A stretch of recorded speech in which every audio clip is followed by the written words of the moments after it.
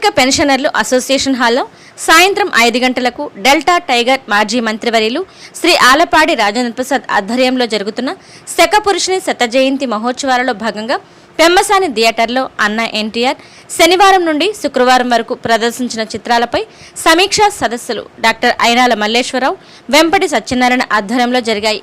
ఈ కార్యక్రమంలో వక్తలు ఉమ్మలనేని ధర్మారావు, వై పాణిరావు శ్రీ వెంకటేశ్వర మహత్యంపై సమగ్ర సమీక్ష చేశారు. వెలగా సుభాష్ చంద్రబోస్, షావుకారు, దాసి చిత్రాలపై లోతైన విశ్లేషణతో అన్ని శాఖలు సమీక్షించారు. ఈ కార్యక్రమంలో స్థానిక కళాకారులను సత్కరించే కార్యక్రమంలో భాగంగా పోస్టల్ ఎంప్లాయీస్ కళా పరిషత్ వ్యవస్థాపక అధ్యక్షులు, కళా పోషకులు, కళాకారులు శ్రీ డిఎల్ కాంతారావు గారిని కమిటీ సభ్యులు ఘనంగా సత్కరించారు.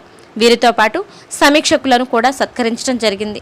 ఈ కార్యక్రమంలో కోపల్లి శ్రీను, చెరుకుమల్లి సింగారావు, దేవరపల్లి భవానీ, అలపర్తి వెంకటేశ్వరరావు, ఎన్టీఆర్ జగన్, దేవశెట్టి భాస్కర్రావు, నల్లూరు శ్రీనివాసరావు, భీమేశ్వర ప్రసాద్, నండూరి నారాయణరావు, పి సాంబయ్య, భానుప్రసాద్ తదితరులు మరియు పెద్ద సంఖ్యలో ప్రేక్షకులు పాల్గొన్నారు.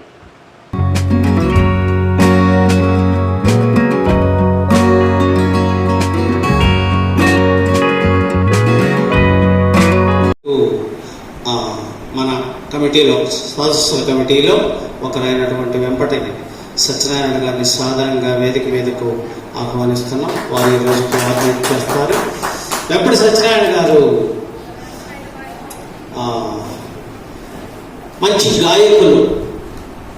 ఎంత గాయకులు అంటే అమెరికాలో 6 రాష్ట్రాల్లో ఆడిటోరియం ప్రోగ్రాం చేసి వచ్చే సినీ విభావరి, భక్తి విభావరి, సినీ సంగీత విభావరి మొదలైనటువంటి కార్యక్రమాలను అత్యద్భుతంగా కరోకి మిషన్ కరోకి మీద ట్రాక్ మీద పాడుతున్నటువంటి గాయకులు. ఈరోజు బొర్రిపాలెంలో కూడా ఒక అద్భుతమైనటువంటి కార్యక్రమం నిర్వహణ చేసి వచ్చాం. శ్రీ షిరిడి సాయి సేవా సమితి అనేటువంటి ఒక సంస్థను స్థాపించి ఆ సంస్థ ద్వారా అన్ని చోట్ల మరి హనుమాన్ చాలీసా, సాయి చాలీసా కానివ్వండి, మణిద్వీప వర్ణన ఇలాంటివన్నీ కూడా అద్భుతంగా చేస్తున్నారు. ఈరోజు మనకు వారు సమీక్షని కోఆర్డినేట్ చేస్తారు. మరి మన కమిటీలో వారికి సభ్యులుగా ఉన్నారు.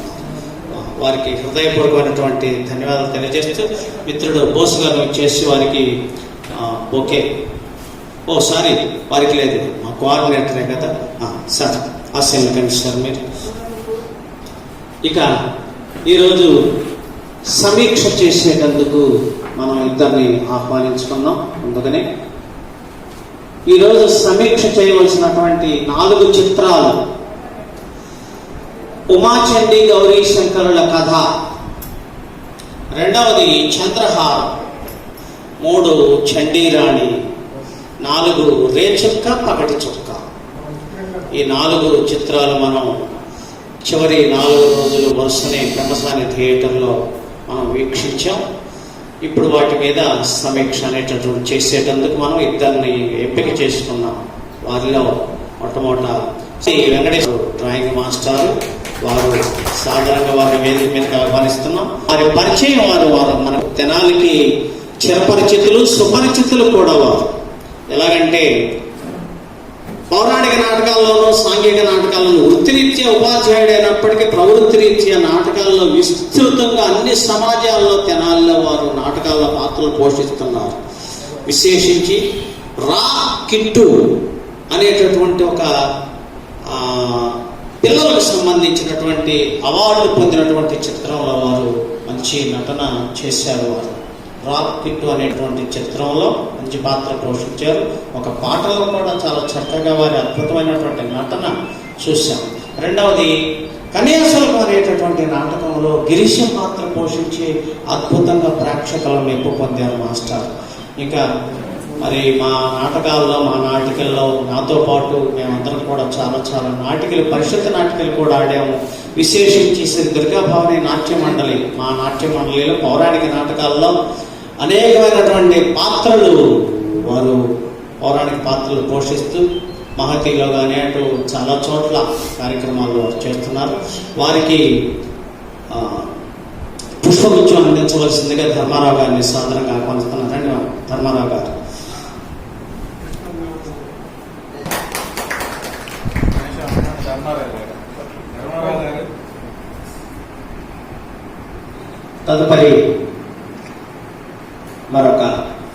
సమీక్షకులు శ్రీ ఈమని వీరేంద్ర గారు వెరైటీగా వారి పరిచయాన్ని నేనే వారి వాయిస్ ద్వారానే చేయిస్తాను.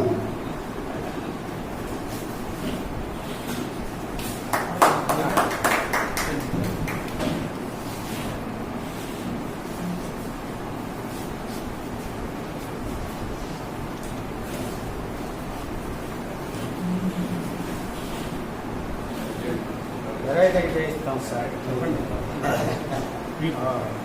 ప్రముఖ సినీ గేయ రచయిత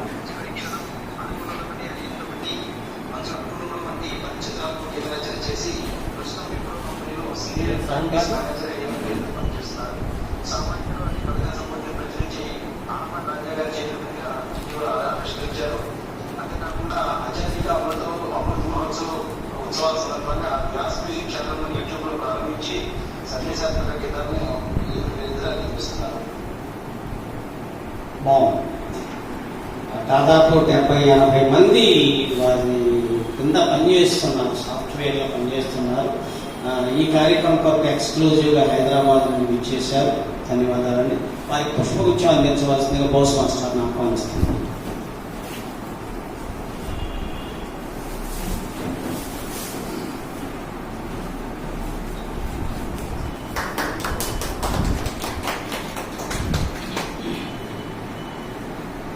ఇక 365 రోజులు ఒక్కొక్క రోజు ఒక్కొక్క స్థానిక కళాకారులకు సత్కారం చేయడం అనేటటువంటిది ఎన్టీఆర్ శత జయంతి ఉత్సవ కమిటీ నిర్ణయం.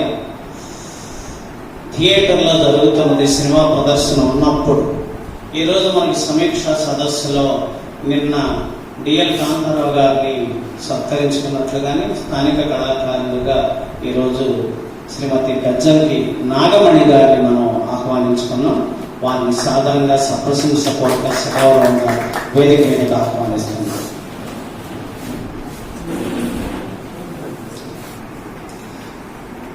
ప్రముఖ హరికథ భాగవతారిని విశేషించి మన తెనాలికి వారు ఎలా బాగా పరిచయం అంటే అందరికీ ఏ కార్యక్రమం, మరి ముఖ్యంగా ఒకప్పుడు ప్రజ్వలిత అనేటటువంటి ఒక సంస్థ ఇప్పుడు కూడా కొనసాగుతుంది. ప్రజ్వలిత అనేటటువంటి కార్యక్రమంలో ఏ కార్యక్రమం జరిగినా, అంతేకాదు ఇంకా మనకు స్థానికంగా ఏ థియేటర్లో ఎక్కడ ఎటువంటి సభలు సమావేశాలు జరుగుతున్నా సరే ప్రార్థనా గీతం మేడం గారు చేయడం అనేటటువంటిది మనకు బాగా అందరికీ తెలుసు. స్థానిక కళాకారులు మా అందరికీ బాగా తెలుసు. వారిని ఈరోజు మనం సత్కరించుకునే మహద్భాగ్యం మనం కలిగినందుకు వారికి హృదయపూర్వకంగా స్వాగతం తెలియజేసుకుంటూ, మరి మా వెంపటి వారు ప్రార్థనా గీతం వారు చేస్తారు. ఈరోజు ప్రార్థనా గీతంతో కోఆర్డినేట్ చేసి సభను కూడా వారే నిర్వహణ చేస్తారు. పుష్పపాలను వేసి శ్రద్ధాంజలి పెడతాం.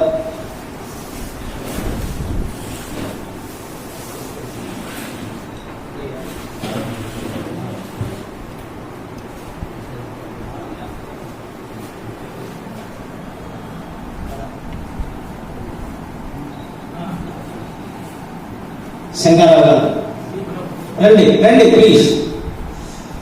సింగారావు గారు, అప్పారావు మాస్టారు, 2 నిమిషం రండి. 2 మినిట్ నిలబడి.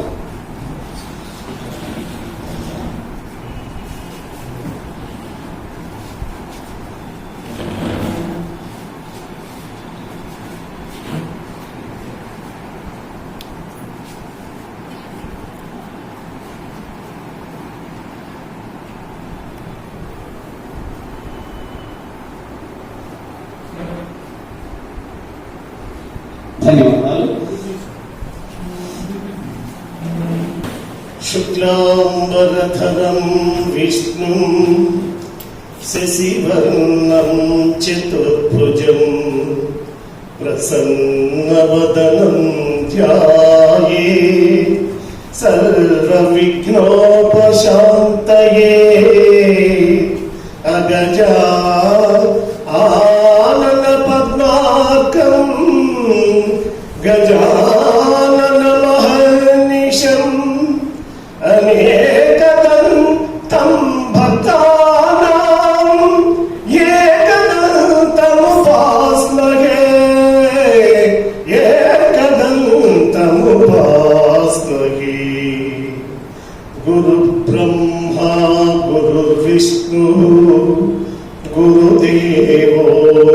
महेश्वरः गुरु साक्षात् परब्रह्म तस्मै श्री गुरवे नमः.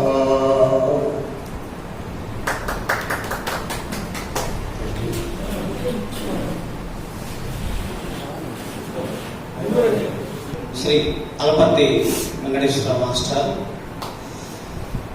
మొదటి 2 చిత్రాలు, ఎందుకంటే 4 చిత్రాల్లో వారిద్దరే మీరే ఇద్దరు ఒకరికొకరు ఒక అవగాహనకు వచ్చి మాట్లాడుకోండి అని వారికే ఇచ్చాము ఆ ఛాయిస్. మొదటి 2 చిత్రాలు ఉమాచండి గౌరీ శంకర్ల కథ, చంద్రహారం. ఈ 2 చిత్రాల గురించి ఒక అరగంట సేపు వారు సమీక్ష చేయవచ్చు. లేదు అరగంట అనేటటువంటిది తక్కువ అనిపిస్తే ఏం పర్వాలేదు, మనమే కనుక చక్కగా టిఫిన్ చేశాం కనుక టిఫిన్ చేశాం కనుక అవసరమైతే మరొకసారి తెప్పించుకొని తిందాము, ఇబ్బంది ఏం లేదు. అరగంటని ఊరికి అట్లా అన్నాము. మరి మీరు ఇంకా ఎక్కువ టైం తీసుకొని కూడా చక్కగా అనాలిసిస్ చేయొచ్చు. ఆ తర్వాత మీరు ఎంతగా కింద తీసుకురారు. ముందుగా శ్రీ అలపర్తి వెంకటేశ్వర మాస్టర్.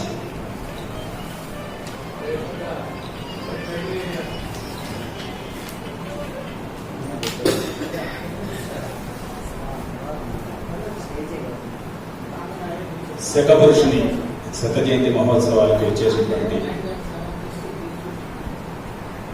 ఆహుతులందరికీ కూడా నమస్కారాలు తెలియజేస్తూ, నాకు ఈ అవకాశాన్ని కల్పించిన ఈ కార్యక్రమ రూపకర్తలు శ్రీ ఆలపాటి రాజేంద్ర ప్రసాద్ గారు, బుర్రా సాయిమాధవ్ గారికి, అలాగే ఈ కమిటీలో ఉన్నటువంటి సభ్యులందరికీ పేరు పేరున ముందుగా ధన్యవాదాలు తెలియజేసుకుంటూ, ప్రత్యేకించి నందమూరి బాలకృష్ణ గారికి, రామారావు గారి కుటుంబ సభ్యులందరికీ కూడా నా హృదయపూర్వక ధన్యవాదాలు తెలియజేస్తూ, నాకు సమీక్ష చేయమని ఇచ్చినటువంటి 2 చిత్రాల గురించి నాకు తోచిన విధంగా మీకు తెలియజేస్తాను.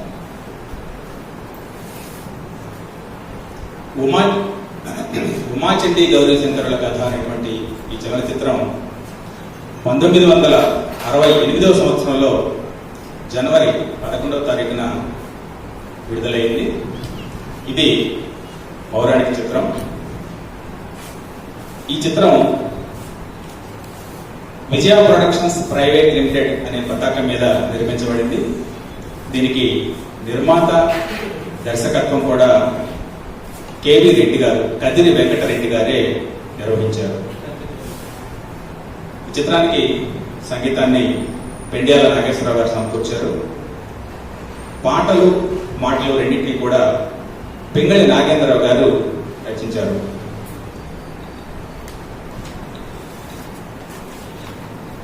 ఇక ఈ చిత్రంలో ఎన్టీ రామారావు గారు శివుని పాత్రలో నటించారు. మిగతా పాత్రధారులుగా బి సరోజాదేవి గారు, రేలంగి, ముక్కామల గారు, రమణారెడ్డి గారు, ధూళిపాళ్ల, అల్లురామలింగయ్య, గిరిజ, వల్లూరి బాలకృష్ణ, డాక్టర్ శివరామకృష్ణయ్య, చలం, పిజే శర్మ, ఋషేంద్రమణి, ఛాయాదేవి, మీనాకుమారి, సురభి కమల ప్రభుత్వం నటించారు. ఈ చిత్ర సందేశం సర్వశక్తిమంతులు కూడా ఒక క్షణం సహనాన్ని కనుక కోల్పోయినట్లయితే ఎన్నో అనర్థాలు జరుగుతాయని, అందువల్ల ఎట్టి పరిస్థితుల్లోనూ సహనాన్ని కోల్పోకుండా ఉండడం అనేది ఉత్తమ లక్షణం అనేటువంటి సందేశాన్ని ఈ చిత్రం మనకు అందజేస్తుంది. ఈ చిత్రంలో నృత్యాలని పశుపతి కృష్ణమూర్తి గారు నేతృత్వంలో నృత్య ప్రదర్శనలన్నీ సినిమాలో జరిగాయి. అలాగే కళ గోఖలే, కళాధర్ ఇద్దరు సంయుక్తంగా నిర్వహించారు. ఛాయాగ్రహణాన్ని మాధవ్ బుల్బుల్ అనేటువంటి ఛాయాగ్రహకుడు, అలాగే కూర్పు ఎడిటింగ్ ని జి కళ్యాణ సుందరం, డిజి జయరాం గారు, స్పెషల్ ఎఫెక్ట్స్ వాటిని హర్బాన్ సింగ్ గారు, మేకప్ ని పీతాంబరం గారు, సహదేవ్ గారు, టిపి భక్తవత్సలం గారు చేయడం జరిగింది. నేపథ్య గానాన్ని ఘంటసాల గారు, పి లీల గారు, సుశీల గారు, ఎస్ జానక్ గారు, ఎల్ఆర్ ఈశ్వర్ గారు పాడారు పాటలన్నీ. ఇక సెట్టింగ్స్ విషయానికి వస్తే దీంట్లో ఉన్న అద్భుతమైన సెట్టింగ్స్ అన్నింటినీ కూడా టి నీలకంఠం గారు వేయడం జరిగింది. ఇవన్నీ కూడా ఆ చిత్రానికి సంబంధించినటువంటి సాంకేతిక వివరాలు.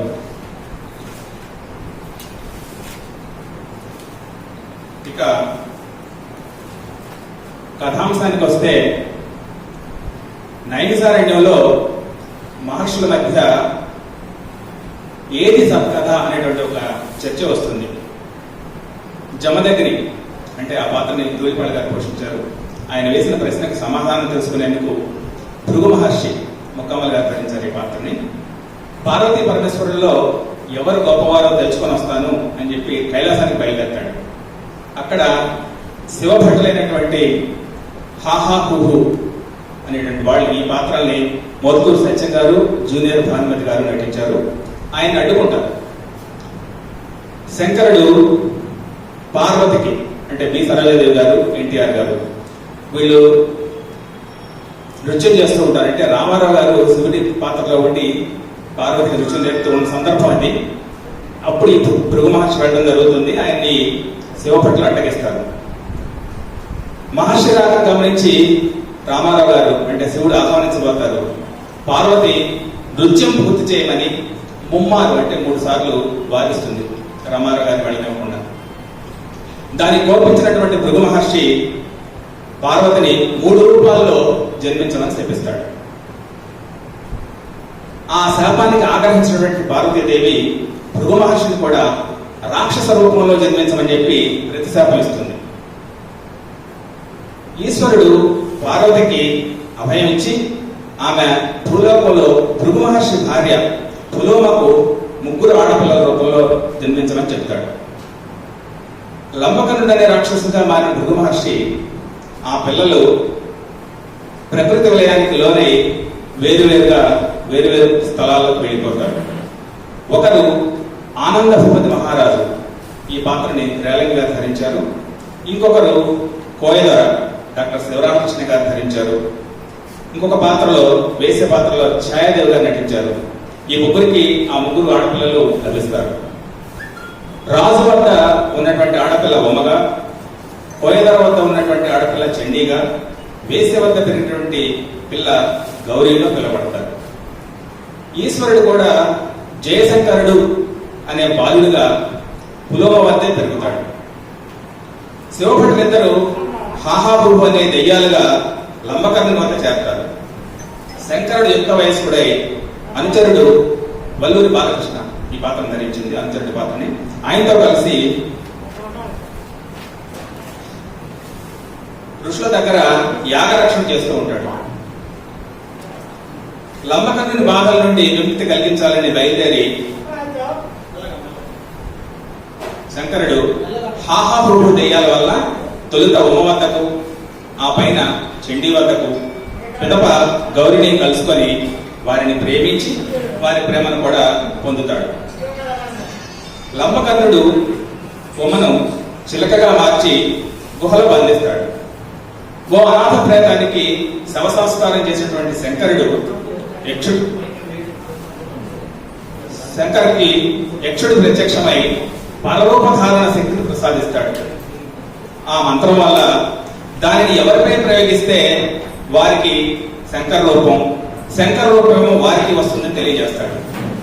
లంబకర్ణుడిగా మారిన శంకర్ అతని గుహకు వెళ్లి ఉమను కాపాడి శంకర రూపంలోకి మారిపోయి మహమల్లే లంబకరుడేమో రాజభటులు బంధించి హింసిస్తారు. ఉమతో ఆశ్రమానికి వచ్చి తల్లికి నిధి రూపం చూపించిన శంకర్ తిరిగి లంబకర్ణుని వద్దకు వెళ్లి ఋషులను హింసిస్తున్న అతన్ని అంతం చేసి భృగు మహర్షిని శాప విమోచనని చేస్తారు. 3 రూపాల్లో ఉన్నటువంటి ఉమ, చండి, గౌరీలను స్వీకరించి పరమేశ్వరుడు ఆకాశం నుండి భృగు మహర్షి దంపతులను ఆశీర్వదించడంతో చిత్రం సుఖంగా ముగుస్తుంది. ఈ చిత్రంలో ఉమ చెలికత్తెగా, చతురికగా మీనాకుమారి, విటిని పాత్రలో పద్మనాభం, అతని భార్యగా సూర్యకళ, ఛాయాదేవి తమ్ముడి పాత్రలో రమణారెడ్డి, మహారాణిగా గిరిజ, రాజుగారు చెప్పే మాటలు రాసుకునే పాత్రలో అల్లురామలింగయ్య గారు నటించారు. సరోజ దేవ్ గారు నటించిన 3 పాత్రలకు 3 గాయనిమణులు పి సుశీల, ఎస్ జానకి, ఎల్లారేశ్వరి పాడటం, అలాగే ఘంటసాల గారు ఎన్టీఆర్ గారికి కాకుండా తూడిపాళ్ల గారికి శ్రీకరంబై అనేటువంటి ఒక పద్యాన్ని, చిత్రం చివరిలో వచ్చేటువంటి జయశంకర్ అనే గీతాన్ని ముక్కామల గారి కోసం పాడటం విశేషం. అంటే గతంలో నాయకుడికి మాత్రమే ఘంటసాల గారు పాడి పిఠాపురం నాగేశ్వరరావు గారు లేదా మాధవపతి సత్యం గారు మిగతా పాత్రలు పాడేటువంటి ఆనవాయితీ ఉండేది. ఈ చిత్రంలో మాత్రం మిగతా వారికి కూడా ఘంటసాల గారే పాడారు, అదొక విశేషం. దీంట్లో ఈ చిత్రానికి సందర్భోచితమైన మాటలు పాటలతో పింగళి నాగేంద్రరావు గారు, చక్కని స్వరాల కల్పంతో వెంజాల నాగేశ్వరరావు గారు ఆకట్టుకున్నారు. శంకరుడిగా కైలాసంలో పార్వతికి అండగా, భూలోకంలో 3 రూపాల్లో ఉన్న ఉమాచండి గౌరీలను అలరించే ప్రీతిగా ఎన్టీఆర్ తనదైన చక్కని చిరునవ్వుతో కూడిన సందర్భ ఉచిత భావ ప్రకటనతో ఆకట్టుకునే అభినయాన్ని చూపారు.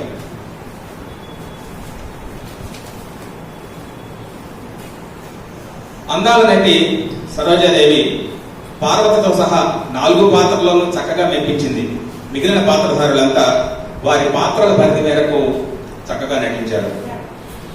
ఈ చిత్ర కథను 3 ప్రజ్ఞావంతులు అంటే పింగళి నాగేంద్రరావు గారు, కేవీ రెడ్డి గారు, సింగీతం శ్రీనివాసరావు గారు రూపొందించగా, అప్పటికే ప్రతిభావంతుడైన దర్శకుడిగా పేరుగాంచినటువంటి కేవీ రెడ్డి గారి సారథ్యంలో చేపట్టిన సన్నివేశాల మధ్య, అలాగే ఉమాచండి గౌరీ పాత్రల మధ్య సమన్వయం లేకపోవడం, బాలకృష్ణ, మీనాకుమ్మ గారి లాంటి హాస్య నటులు ఉన్నా కానీ వాళ్ళ మధ్య చక్కని హాస్యం కుదరకపోవడం కొంత లోపంగా తోస్తుంది.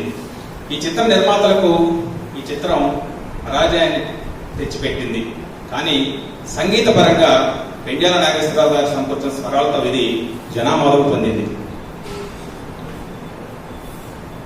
దీంట్లో ఒక సన్నివేశంలో ధూళిపళ్ళ జమదగ్ని పాత్రలో ఒక మంచి మాట చెప్తానంటే, వెంజాల గారు రాసినటువంటి సంభాషణలు ఏదో ఒకటి నాకు నచ్చింది, అందుకని నేను మీకు చెప్తున్నాను. సృష్టి సమస్తము త్రిగుణాత్మకము, సత్వగుణ ప్రకాశమే గౌరీదేవి, రజోగుణ విలాసమే ఉమాదేవి, తమోగుణ తాండవమే చండీదేవి.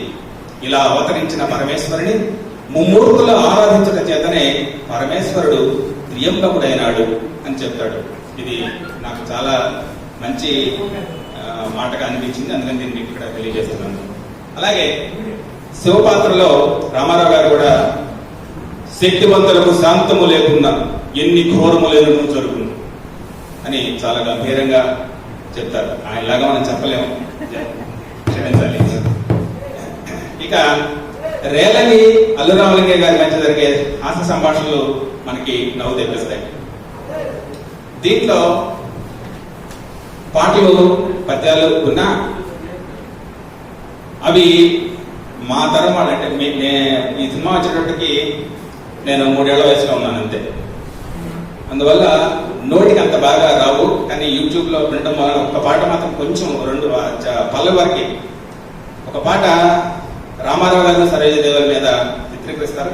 విజయవాడ చిత్రాల్లో ఒక ప్రత్యేకత ఏంటంటే, వారు ఏ చిత్రంలో అయినా సరే పాటలు కానీ లేకపోతే సంభాషణ జరిగే ఏదో ఒక సందర్భంలో సెల్యులాయిడ్ అంటే వెండితెర మీద చందమామను తప్పనిసరిగా చూపిస్తారు.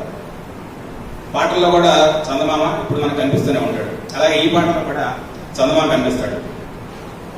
ఆ పాట నీలీలలోనే ఒక హాయిలే అనేది. నీలీలలోనే ఒక హాయిలే, నీ ప్రేమలాలనలోనే ఒక మాయలే, నీలీలలోనే ఒక హాయిలే, నీ ప్రేమలాలనలోనే ఒక మాయలే. ఇది ఆ యుగల గీతం. మనం తెర మీద చూస్తున్నంతసేపు తన్మయత్వానికి గురవుతాం, ఆనంద పరవశులు అవుతాం. ఎందుకంటే అద్భుతమైన అందగాడు తారక రామారావు గారు, ఆయనతో పోటీ పడుతూ అందగత్తైనటువంటి సరోజాదేవి గారు మన హృదయాల్ని ఆకర్షిస్తారు. అలాగే ఋషేంద్రమణి గారు పులమ్మ పాత్రలో శ్రీగౌరి నాపాపలై నన్ను దీవింప దయచేసనే అనేటువంటి పాట కూడా ఉంటుంది. అలాగే శివపార్వతుల నృత్యం సందర్భంలో ఒక తిల్లానా ఉంటుంది. కోయగూడలో చెండి దగ్గర రామారావు గారు పాడే పాట ఒకటి, అబ్బలాలో ఎబ్బలాలో అబ్బలాలో ఎబ్బలాలో అనే పాట చాలా హుషారుగా సాగుతుంది. నిజంగా ఆ పాటకి రామారావు గారు చాలా ఎత్తు నుంచి పైకి కిందకి దూకుతూ ఆ దగ్గరికి హీరోయిన్ దగ్గరికి వస్తూ ఉంటారు. ఆ పాట కూడా ప్రజల్ని బాగా ఉత్తేజపరుస్తుంది, బాగుంటుంది ఆ పాట చాలా. సో ఈ ఉమాచండి గౌరీ శంకరుల కథ ఇందాక చెప్పుకున్నట్లు దిగ్దర్శకుడైనటువంటి కేవీ రెడ్డి గారు దర్శకత్వం వహించిన, ముగ్గురు ప్రజ్ఞావంతులు కథ సమకూర్చిన, మరి ఆ రోజుల్లో దాంట్లో ఉన్నటువంటి కొన్ని లోపాల వల్ల లేదా కథాపరంగా సమన్వయం లోపించడం వల్ల ఆ చిత్రం అనుకున్నంతగా విజయం సాధించలేదు. అంటే విజయవారి మిగతా చిత్రాలతో పోల్చితే ఈ రోజు నేను సమీక్ష చేసే రెండు చిత్రాలు పరాజయం పాలైనవి. అది ఒక రకంగా నేను చెప్పాలన్నా కానీ ఇబ్బందిగా అనిపిస్తుంది, కానీ వాస్తవం చెప్పక తప్ప. అది తర్వాత రెండవ చిత్రం చంద్రహారం.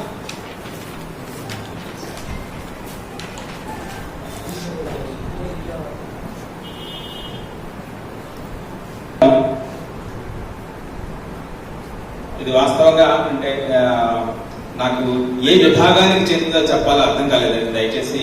ఎందుకంటే జానపదం అన్నా అంటే మళ్ళా ఇంద్రుడు వీళ్ళంతా కనిపిస్తున్నారు. ఇంద్రుడు అనేటప్పటికి పౌరాణికం అవుతుంది. అది కొంచెం నాకు వ్యక్తిగతంగా అంత అర్థం కాలేదు ఎలా చెప్పాలనేది. అది పౌరాణిక ఎందుకు వస్తుందా జానపదం ఎందుకు వస్తుందా నేను చెప్పలేకపోతున్నాను.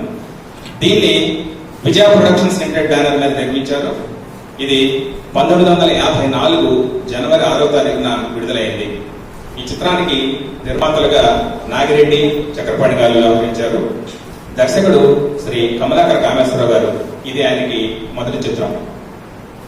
సంగీతాన్ని ఘంటసాల వెంకటేశ్వరరావు గారు సమకూర్చారు. అలాగే మాటలు పాటలు రెండింటినీ కూడా పింగళ నాగేంద్రరావు గారే రచించారు. ఇక మిగిలిన పాత్రల్లో SV Rangarao, Relangi, Jogarao, Valluri Balakrishna, Padmanabham, Doraswamy, R Nageswararao, KVS Sarma, Srivatsa, CVV Pantulu మొదలైన వాళ్ళంతా నటించారు. ఈ చిత్రానికి పశుమతి కృష్ణమూర్తి గారే నృత్య దర్శకత్వం వహించారు.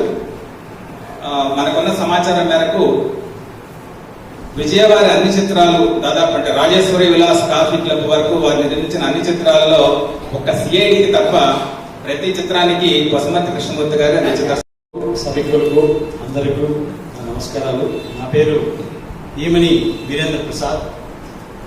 దాదాపుగా 10 చిత్రాలకు సినీ గేయ రచయితగా పనిచేశాను. అందులో పేరు గుర్తించిన సినిమాలు లక్కున్నోడు, మంచు విష్ణు నటించిన లక్కున్నోడు సినిమా, అలాగే నువ్వు నేను సేవరే అనే సినిమాకి మొత్తం సింగిల్గా 6 పాటలు నేనే రాశాను. అలా 10 చిత్రాలకు రాశాను. ఆ తర్వాత సామాన్యుడు అనే ఒక కవితా సంపుటిని నేను 2018లో ఆలపాటి రాజా గారు చేతుల మీదుగా నేను ఆవిష్కరించడం జరిగింది. మన తెనాలి కళా పరిషత్ సాహిత్య రామకృష్ణ దీనిలో.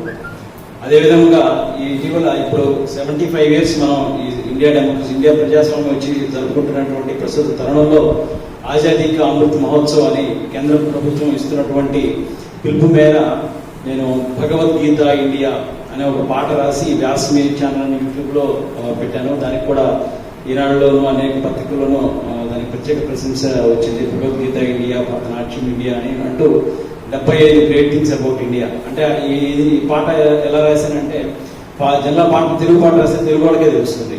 కానీ తెలుగు మొత్తం మన దేశం మొత్తం తిరగాలంటే ఒక భాషకి ఒక పాటకు ఒక భాష లేకుండా ఎలా రాయొచ్చని ఆలోచించి భగవద్గీత ఇండియా, భరతనాట్యం ఇండియా, హిమవత్ పర్వతం ఇండియా, హిందుస్థానీ ఇండియా అంటే ఇంకేం చెప్పగల భారతదేశంలో ఉన్న అందరికీ ఈ పాట చేరాలనే ఉద్దేశంతో ఈ పాటను నేను చేయడం జరిగింది. అలానే సందేశం ఇచ్చేటువంటి సమాజానికి పనిపించేటువంటి మరిన్ని పాటలు కూడా నేను నిర్మాణం చేసే పనిలో ఉన్నాను. అది నా పరిచయం అండి. అయితే ఈరోజు నాకు వచ్చిన నాకు ఇవ్వబడినటువంటి 2 సినిమాలు చండీ రాణి, రేచుక్క, పగటి చుక్క. అదృష్టం వల్ల 2 హిట్ సినిమాలే. చండీ రాణి అందులో సూపర్ డూపర్ హిట్ మూవీ.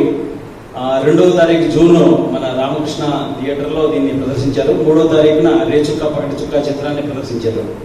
ఇప్పుడు చండీ రాణి మీద చిన్న సమీక్ష చేసే ప్రయత్నం చేస్తాను. ఈ సినిమా 1953లో రిలీజ్ అయింది. అంటే ఎన్టీ రామారావుకి దాదాపు 30 సంవత్సరాల లోపు. ఈ సినిమా అదే రోజున తెలుగు, తమిళ, హిందీ భాషలో రిలీజ్ అయ్యి సూపర్ హిట్ అయింది. అంటే ఇవాళ చెప్పుకునే పాన్ ఇండియా సూపర్ స్టార్ 30 సంవత్సరాల కన్నా ముందుగానే ఎన్టీ రామారావు గారు 70 సంవత్సరాల క్రిందట సాధించారనేది చెప్పడానికి చాలా ఆనందంగా ఉంది. ఈ విషయం దాదాపుగా నాకు కూడా ఈ మూవీ చేయడం ద్వారా నేను నేర్చుకున్న విషయం. 70 సంవత్సరాల క్రితం అంటే దాదాపుగా ఇక్కడ ఎవరన్నా పుట్టితే అప్పుడే పుట్టుంటారు. అది కూడా ఆయనకు అప్పుడు 30 సంవత్సరాలు కూడా లేవు. అలాంటి నేను అప్పటికే పాతల వారి వచ్చినప్పటికీ కూడా తెలుగు, తమిళ్, హిందీలో ఒకటే రోజు ఈ మూవీ రిలీజ్ అయ్యి 3 చోట్ల టెలివిజన్ సాధించినటువంటి నేపథ్యం ఉన్నటువంటి సినిమా చండీ రాణి. అయితే పాన్ ఇండియా సినిమా కాబట్టి దీని కథని కొంచెం దగ్గరగా పోల్చుకుంటే ఇందులో పెద్ద భాగం భానుమతి గారికి కూడా ఇవ్వాల్సి వస్తుంది. పద్మభూషణ్ అవార్డు గ్రహీత భానుమతి గారు, రామకృష్ణ గారు కలిసి ఈ సినిమాని ప్రొడ్యూస్ చేయడం జరిగింది. దాదాపుగా కథ కూడా చూస్తే మన బాహుబలి సినిమానికి చాలా దగ్గరగా ఉంటుంది కదా. కాకపోతే ఇక్కడ ఇద్దరు ప్రభాసులు జెంట్స్ ఉంటే మనకి ఇక్కడ హీరోయిన్ భానుమతి గారు డబల్ యాక్షన్ చేశారు. చండీ రాణి, చంపారాణి అనే 2 క్యారెక్టర్లు ఆవిడే చేయడం జరిగింది. ఈ విషయంలో నోడవు మనకి వాడ జూనియర్ ఎన్టీఆర్, రామ్ చరణ్, ఎస్ఎస్ రాజమౌళి తీసిన ఆర్ఆర్ఆర్ కానీ, బాహుబలి, ప్రభాస్ కానీ పాన్ ఇండియా చెప్పుకున్న ఆ రోజుల్లోనే ఒక్క భానుమతి గారు ఈ సినిమాకి తన భర్తతో పిఎస్ రామకృష్ణ గారితో కలిసి భరణి చిత్రంతో భరణి ప్రొడక్షన్స్ మీద ఈ సినిమాని రిలీజ్ చేశారు. అయితే విశేషం ఏంటంటే భానుమతి గారు ఈ సినిమాకి ప్రొడ్యూసరు, డైరెక్టరు, అలాగే డబల్ యాక్షన్ చేశారు, పాటలు కూడా పాడారు.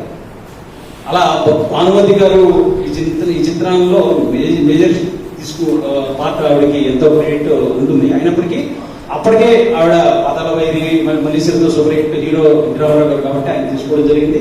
దానికి తగ్గట్టుగానే ఈ సినిమాలో ఆయన నటన అత్యద్భుతంగా సాగుతుంది. 1953లో ఈ సినిమా రిలీజ్ అయింది. ఇక ఇతర క్యారెక్టర్స్ గురించి చెప్పుకోవాలంటే ఇది జానపదం జోనర్కి సంబంధించినటువంటి సినిమా. కథ వీరసింహ మహారాజు తన బర్త్డే ఎలా జరుపుకున్నారు జనాలు అని చూడడానికి రాజ్యాన్వేషణకి వెళ్తాడు రాత్రి పూట. అయితే ప్రజల్లో కొంతమంది తన రాజును పొగుడుతూ పాటలు పాడుకుంటూ ఉంటే అక్కడ ఒక సాధారణమైనటువంటి నాట్యకత్తిని చూసి ఆమెను ఊహించి వివాహం చేసుకోవాలనుకుంటున్నాడు. అయితే ఆవిడని చేసుకోవడం అనేది మిగతా వాళ్ళకు ఇష్టం ఉన్నప్పటికీ ఆయన ఆవిడని వివాహం చేసుకుని తద్వారా 2 ఆడపిల్లల్ని ఆడపిల్లల్ని కంటాడు. అయితే దీన్ని అదనంగా చూసినటువంటి ప్రచండు అనే క్యారెక్టర్, అతనే ఈ సేనాధిపతి, ఈ సామ్రాజ్యానికి సేనాధిపతి అయినటువంటి ప్రచండు. ఆ క్యారెక్టర్ని ఎస్వి రంగారావు గారు అత్యద్భుతంగా చేశారు. ఆయన ఏం చేస్తారంటే అవకాశం కోసం చూసి ఆ రాణిని చంపివేసి ఆ బిడ్డలో ఉన్నటువంటి ఒక బిడ్డని కూడా చంపాలని ప్రయత్నం చేస్తే ఒక సాధారణమైనటువంటి చిలికిత ద్వారా ఆవిడ ఒక్కొక్క బిడ్డ అడవులోకి పంపబడుతుంది.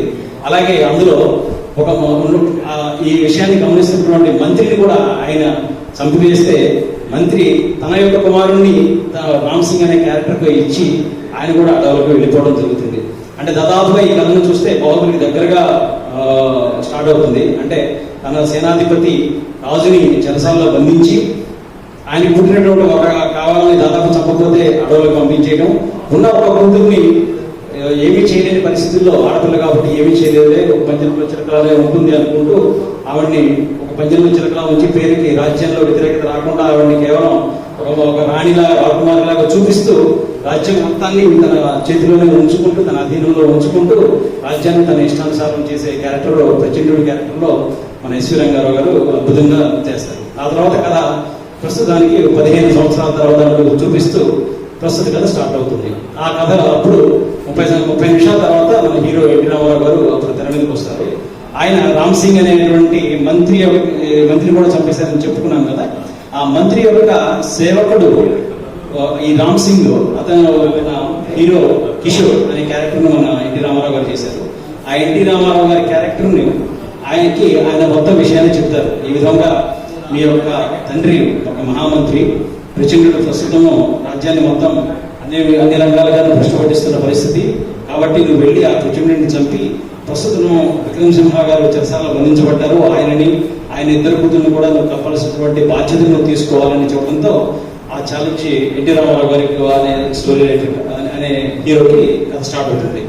అప్పుడు ఆయన తన యొక్క స్నేహితుల ద్వారా మెల్లగా ఆ రాజ్యంలోకి, ఆ కోటలోకి ప్రవేశించి చంపాకుమారి దగ్గరికి కలుసుకుని చంపాకుమారికి మొత్తం విషయాన్ని తెలియజేస్తాడు. అప్పుడు చంపాకుమారి తన అక్క అయినటువంటి చండీరాన్ని కూడా కలవాలి అని భావిస్తుంది. అయితే అందులో కూడా నేను చేస్తాను, కొంచెం సేపు ఆగమని చెప్తూ ఎన్టీ రామారావు క్యారెక్టర్ కిషోర్ అనే క్యారెక్టర్ మళ్ళీ అడవుల్లోకి వెళ్ళి చండీరాణిని కలిసి చండీరాణిని కోటలోకి జాగ్రత్తగా తీసుకొచ్చి, ఆ విధంగా చండీరాణి కోటలోకి ప్రవేశించి ప్రచండుడిని చంపి తిరిగి విక్రమసింహుడిని చెరసాల నుంచి బయటకు తీసుకురావడంతో ఈ కథ ముగుస్తుంది. దాదాపుగా ఇక్కడ ఇద్దరు ప్రభాసం ఉన్న బాహుబలి సినిమాలోనే అదే లేడీ ఓరియంటేషన్ లో సాగినటువంటి ఈ చెండి రాణి సినిమా దాదాపుగా బాహుబలిని పోలి ఉంటుంది. కానీ విషయం ఏంటంటే ఇందులో హైలైట్ గా కేవలం ఎన్టీ రామారావు గారు, భానుమతి గారు ఫుల్ అండ్ ఆవర్ ఇది తీసుకెళ్తారు ఈ సినిమాని. ఎందుకంటే ఆవిడ డబుల్ యాక్షన్, ఎన్టీ రామారావు గారు మెయిన్ లీడ్ హీరో. ఇందులో ఒక 10 పాటలు ఉన్న ఆ పాట చాలా హిట్ సాంగ్. ఎంత హిట్ సాంగ్ అంటే ఇప్పుడు మన ఎన్టీఆర్ కథానాయకుడు మహానాయకుడు సినిమాలో కూడా నీకు ఇష్టమైన సినిమా, నీకు ఈ పాట కూడా ఇష్టం కదా బావా అని ఉంటుంది. అంటే ఎన్టీ రామారావు గారికి ఆయన భార్యకి కూడా వ్యక్తిగతంగా ఈ పాట ఎంతో ఇష్టమైన పాట. ఆ పాట ఈ చండీరాణి చిత్రంలోదే. ఇంకా అదేవిధంగా డబుల్ యాక్షన్ అప్పట్లో 1953లో ఉన్నటువంటి ఎడిటింగ్ టెక్నాలజీ, కెమెరా టెక్నాలజీ వాడుతూ చండీరాణి చంపారాణి 2 క్యారెక్టర్లో కూడా భానుమతి గారు యాక్ట్ చేయడం అనేది చాలా అద్భుతంగా ఉంటుంది. క్లైమాక్స్ వచ్చేసరికి చండీరాణి అనే పాత్ర చనిపోతుంది, ప్రచండుడు అనే విలన్ ఎస్వరంగారు గారు చేసిన ఇద్దరు చనిపోతారు. చివరకు ఎన్టీ రామారావు గారు చంపారాణి క్యారెక్టర్తో వివాహం ఆడుతుందో ఈ కథ ముగుస్తుంది. అది చండీరాణి కథ. మొత్తం మీద ఈ సినిమా ద్వారా ఎన్టీ రామారావు గారు పాన్ ఇండియా స్టార్ దాదాపుగా అయిన మొదటి తెలుగు వ్యక్తి, మొదటి సౌత్ ఇండియన్ వ్యక్తి అని మాత్రం ఈ సినిమా ద్వారా మనం ఘంటాపదంగా చెప్పవచ్చు. అది 70 సంవత్సరాల కిందట, ఆయనకు కనీసం 30 సంవత్సరాలు కూడా లేకముందే. ఇక రెండవ చిత్రం రే చుక్క పగిడి చుక్క. ఇది యావరేజ్గా ఆడినటువంటి సినిమా. 1959లో స్వస్తి శ్రీ ప్రొడక్షన్స్ వాళ్ళు తీశారు. ఇది డైరెక్టర్ కమలాకర కామేశ్వరరావు గారు ఈ సినిమాని డైరెక్ట్ చేస్తే సముద్ర గారు పాటలు అన్ని రాశారు. అయితే ఈ సినిమాకు సంబంధించిన కథ చాలా తక్కువ కథ అందించినటువంటి ఎన్టీ రామారావు గారి సోదరుడు త్రివిక్రమ్ గారు దీనికి కథ అదేవిధంగా నిర్మాణం కూడా వారే చేశారు. అంటే దాదాపుగా చెప్పాలంటే ఇది ఎన్టీఆర్ గారికి రేచుక్క పగడి చుక్క అనేది ఆయన యొక్క సొంత సినిమా అనమాట. ఇది కూడా జానపద పందాలనే సాగుతుంది. దీనిలో కూడా ప్రధానంగా సందేశం ఏంటంటే ఎన్నిటువంటి ఇబ్బందులు వచ్చినటువంటి కాల పరిస్థితులు ఏ విధంగా మారినా అంతిమంగా ధర్మం నిలబడుతుంది, ధర్మమే విజయం సాధిస్తుంది అనేటువంటి సందేశం ఇస్తూ సాగేటటువంటి చిత్రం ఇది. ఇక్కడ విజయరాయలు, సుమతీదేవి అనే ఒక సామంత రాజు వాళ్ళ యొక్క చిన్నగా అప్పుడే పుట్టినటువంటి బిడ్డకి జన్మదిన వేడుకలు, అంటే ఆ బిడ్డ ఫ్యూచర్లో ఎన్టీ రామారావు హీరో అనమాట, ఆయనకు వేడుకలు, జన్మదిన వేడుకలు చేయడంతో కథ ప్రారంభమవుతుంది.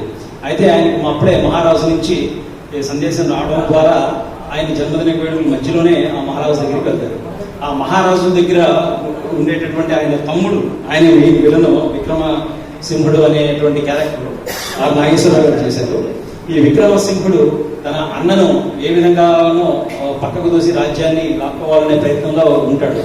అయితే ఒక రోజు ఈ విక్రమసింహుడు విలన్ క్యారెక్టర్ ఒక అడవిలోకి వెళ్ళి ఒక గౌరీ అనేటువంటి ఒక కొండజాతి పిల్లని గర్భవతిని చేయడం జరుగుతుంది.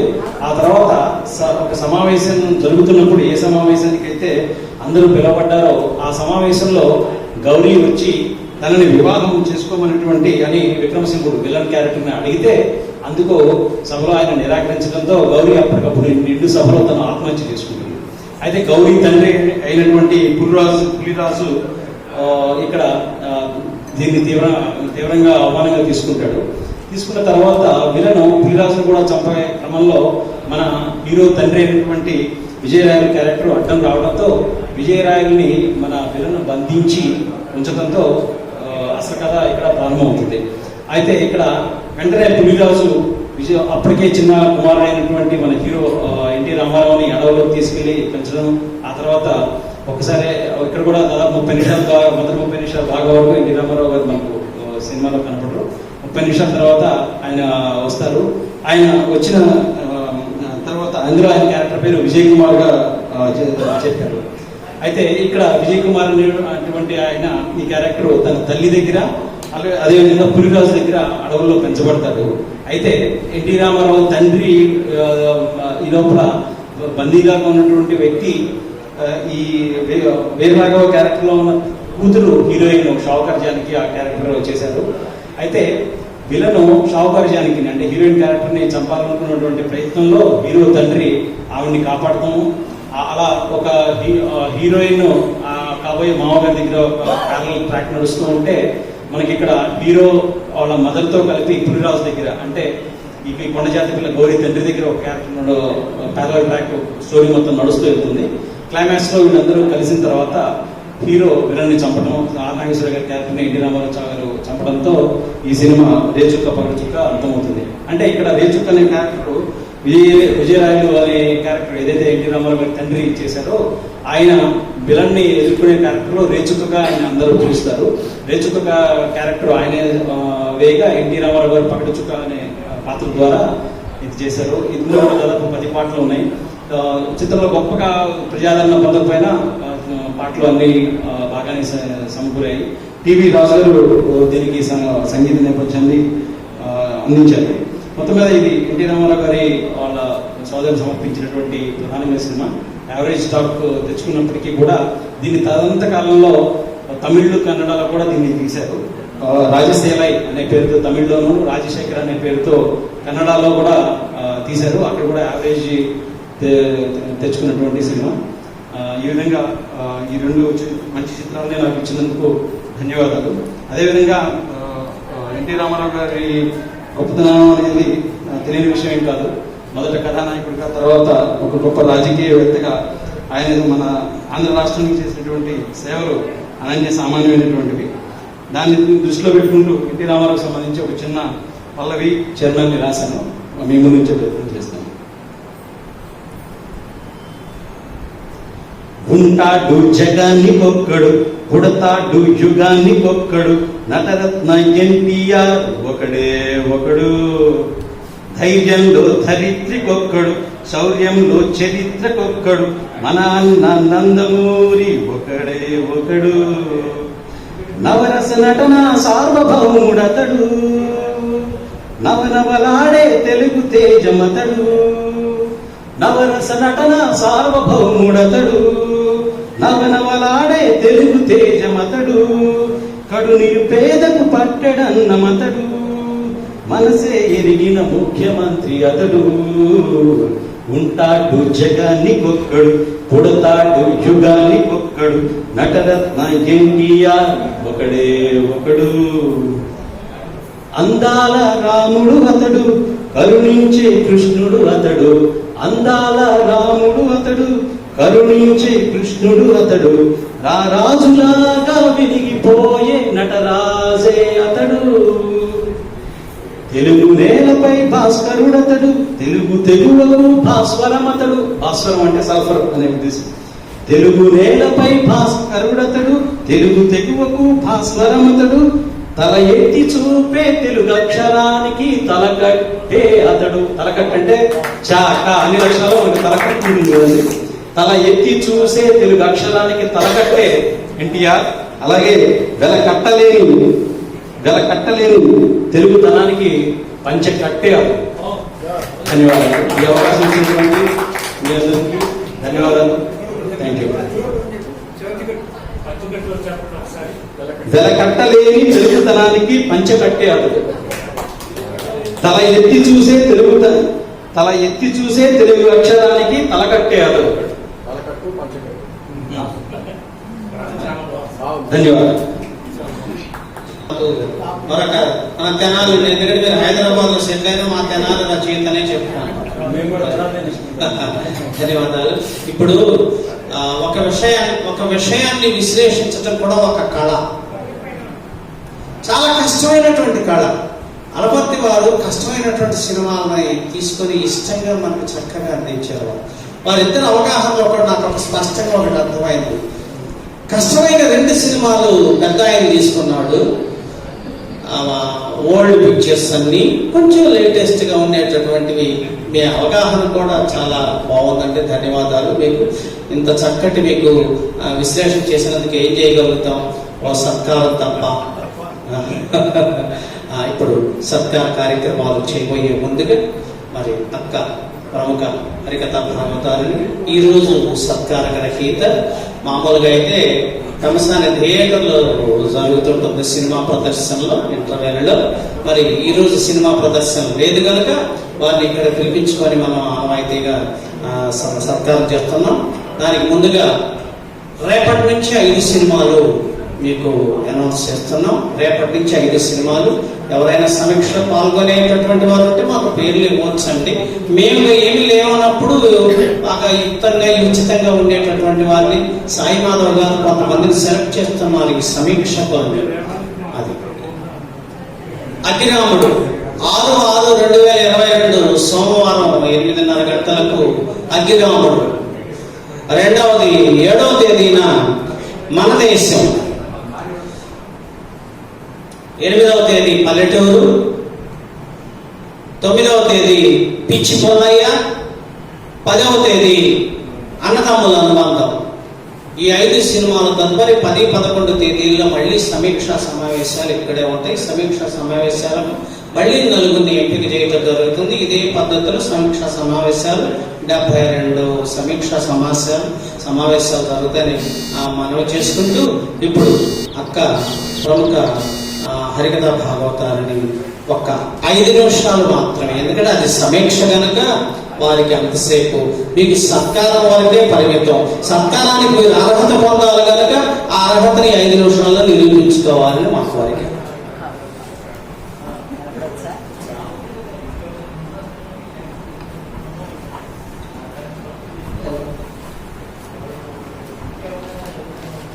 ముందుగా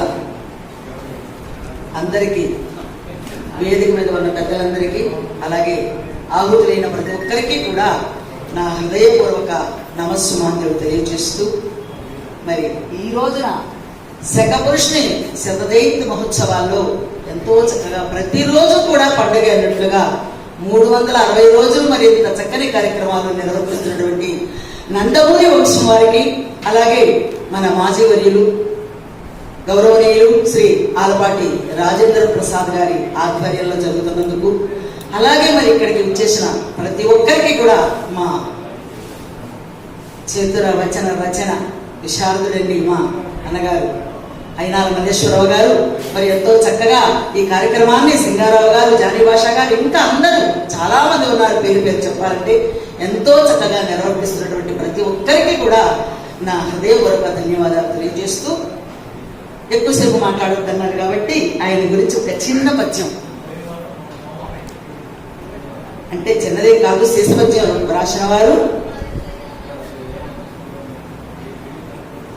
డాక్టర్ అయినాల మల్లేశ్వరరావు గారు. ఈ తప్పులు ఒప్పులు ఉన్న ఆయనకి అన్ని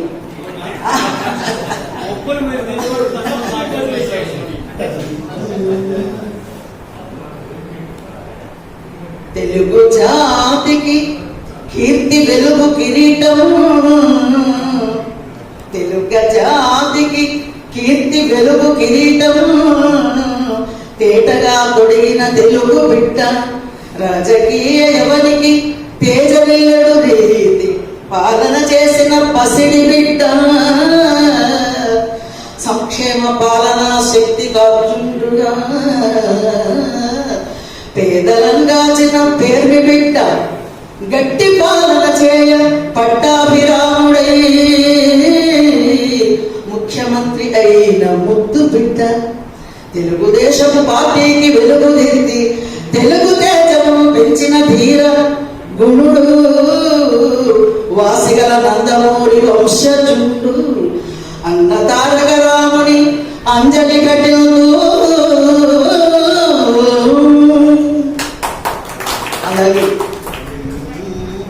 శకపురుషుడ నీకు శతకోటి వందనములు.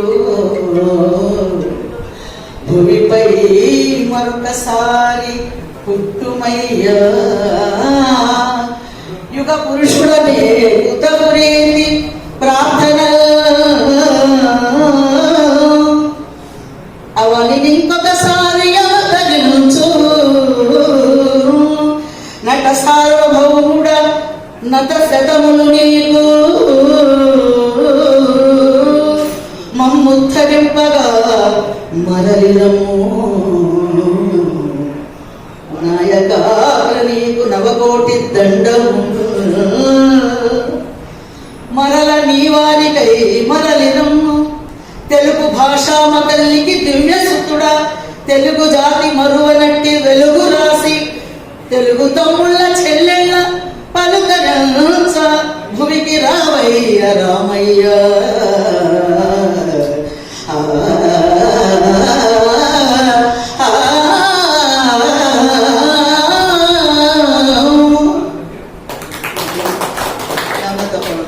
దీక్షించండి. ఒప్పుల ప్రవాహంలో 2-3 తప్పులుంటే అవి కొట్టుకుపోతున్నాయి. సరే, సంతోషం. ఇప్పుడు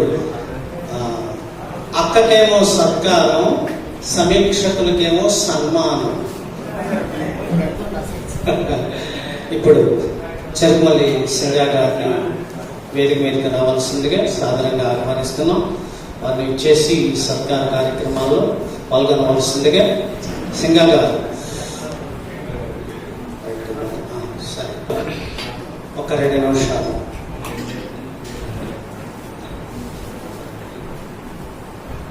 ఇచ్చేసినటువంటి పత్రిక మహారాజులందరూ కూడా నా వందనములు. వేదిక మీద ఆశీలైనటువంటి ఈరోజు విశ్లేషకులు, తర్వాత బెజ్జంకి రామయ్య గారికి నా నమస్కారాలు. ఎన్టీఆర్ శత జయంతి ఉత్సవాల గురించి మనం ప్రతిరోజు చక్కగా ఒక సినిమా చూసి 5 రోజులు అయిన తర్వాత ఆ 5 సినిమాల మీద మనం ప్రతి శనివారం ఆదివారం ఈ సమీక్ష సమావేశాన్ని ఏర్పాటు చేసుకొని చక్కగా మంచి వక్తల చేత ఆ సినిమాలో ఉన్నటువంటి మెరిట్స్ అన్ని కూడా మనం తెలుసుకోగలుగుతున్నాం. ఈ విధమైనటువంటి కార్యక్రమాన్ని ఏర్పాటు చేసినటువంటి నందమూరి కుటుంబ సభ్యులందరికీ, తర్వాత మన మాజీ ఎమ్మెల్యే మినిస్టర్ గారు అయినటువంటి ఆలపాటి రాజేంద్ర ప్రసాద్ గారికి, ఈ కార్యక్రమానికి ఇచ్చేసినటువంటి అత్యంత మహారథులందరూ కూడా నేను మరొకసారి కృతజ్ఞతాభివందనాలు తెలియజేస్తూ, ఈ అవకాశాన్ని ఇచ్చినటువంటి వారికి మరొకసారి కృతజ్ఞతలు తెలియజేస్తూ, ఇప్పుడు మన విశ్లేషకులైనటువంటి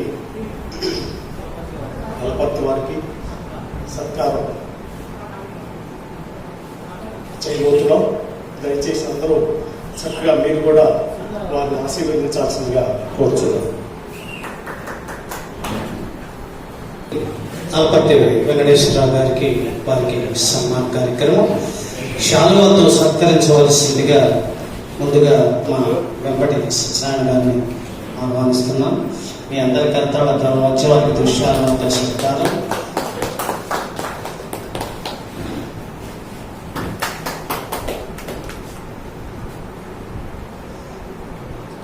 ఇవన్నీ మా విష్ణుమల్కల్ వారు వచ్చేసి వారికి జ్ఞాపికను అందజేయవలసిందిగా వారిని ఆహ్వానిస్తున్నాం.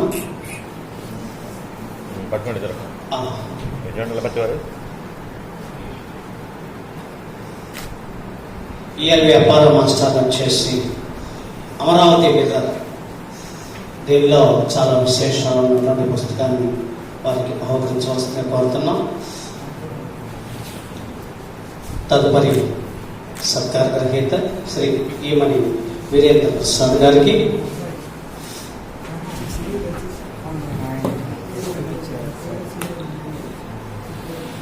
రావాల్సిన వారిని సాధారణంగా ఆహ్వానిస్తున్నాం. నారాయణరావు గారు. వారిని శాలువాతో సత్కరించవలసిందిగా కోరుతున్నాం.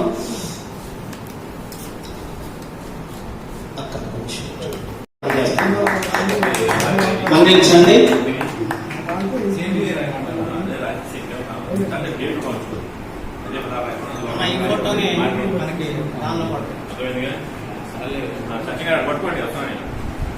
పట్టుకోండి బ్యాగ్ నాగమణి గారు వేసుకోండి తమ్ముడు బట్ట పైకి లేకండి గారు ఖచ్చితంగా ఇక్కడే కారండి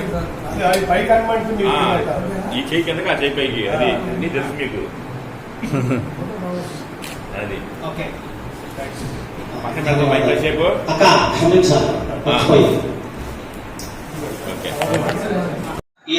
మా విష్ణు మల్కల్ వారు వచ్చేసి వారికి జ్ఞాపికను అందజేయవలసిందిగా వారిని ఆహ్వానిస్తున్నాం.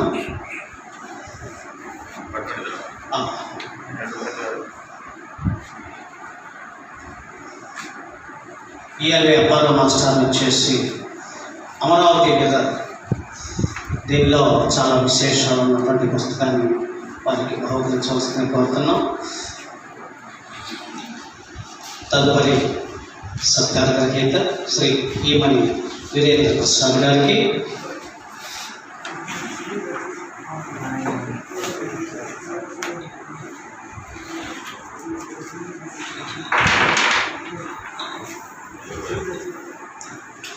ఈమని వీరేంద్ర ప్రసాద్ గారిని సత్కరించవలసిందిగా నారాయణరావు గారిని వేదిక మీదకి రావాల్సిందిగా వారిని సాధారణంగా ఆహ్వానిస్తున్నాం. నారాయణరావు గారు వారిని శాలువాతో సత్కరించవలసిందిగా కోరుతున్నాం.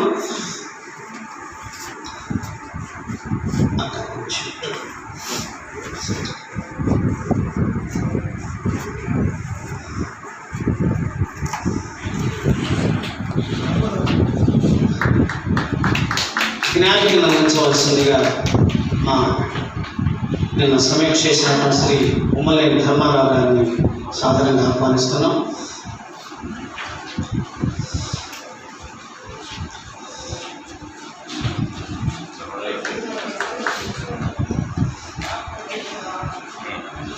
రెగ్యులర్గా సినిమాలు చూస్తున్నారు.